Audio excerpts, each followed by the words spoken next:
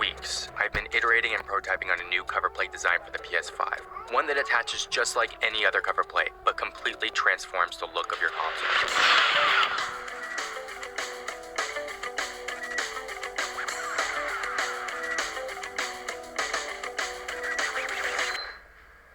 Because honestly, that's been my biggest issue with the PS5. The console itself, it's been great. The exclusive games, those have also been great. But the design, it just never really grew on me. Vertically, it's fine, but lay it flat and it just looks awkward, it looks off balance, like it was tipped over by accident. And the included stands, those do help, but it still just feels like horizontal use was never part of the plan.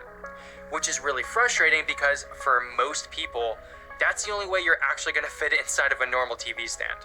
That problem is what initially sparked this entire project. What started as a fun prototype quickly turned into something much bigger than that. Once thousands of people expressed interest, I made the decision to take this all the way to production and injection mold it. So if you don't know what injection molding is, basically think about all the video game accessories that you've used in the past. So that would be controllers, handhelds, even the first party cover plates. All of those are injection molded. What that allows is high quality, durable, and precisely shaped pieces.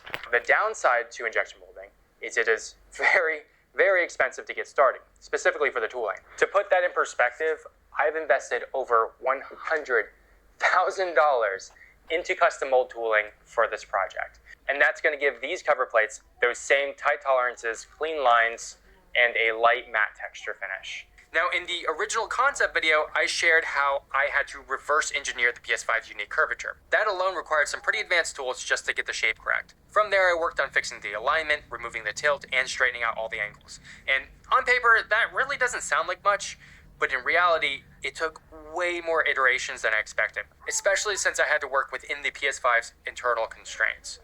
Now, once I nailed that down, I printed out a working prototype for the PS5 Pro digital. But here's the thing.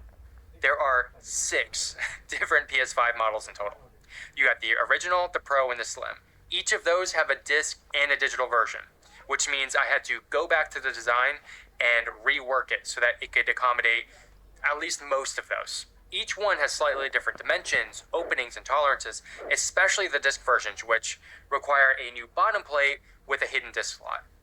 The first version was loosely inspired by the Xbox One S, but I wasn't thinking about IP laws or manufacturability at the time. And I decided if I'm going to bring this to life as a real product, it needs to be fully original. I wanted something minimal, something that isn't trying to demand your attention and can easily blend into most home entertainment centers.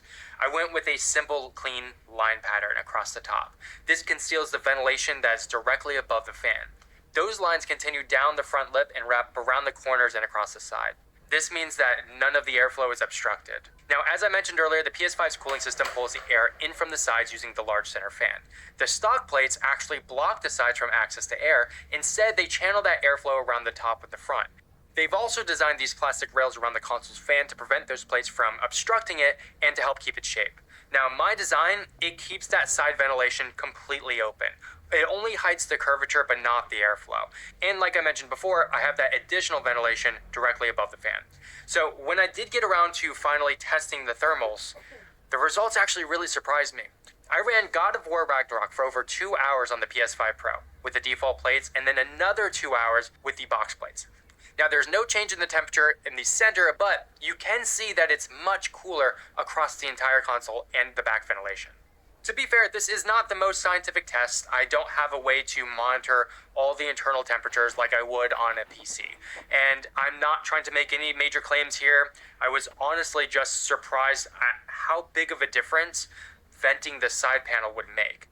Now, one of the most interesting changes that I made was to the clip system. In my earlier version, the clips were part of the shell as one solid piece.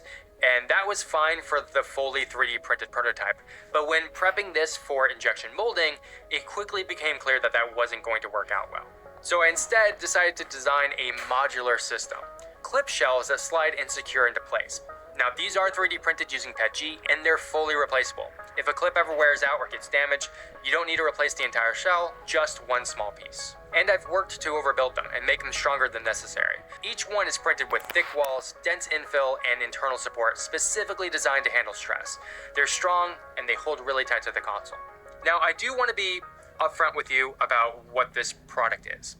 This is a very niche product, and since I'm not a big accessory brand with unlimited resources, I cannot pretend to know how much long-term demand there's going to be for something like this.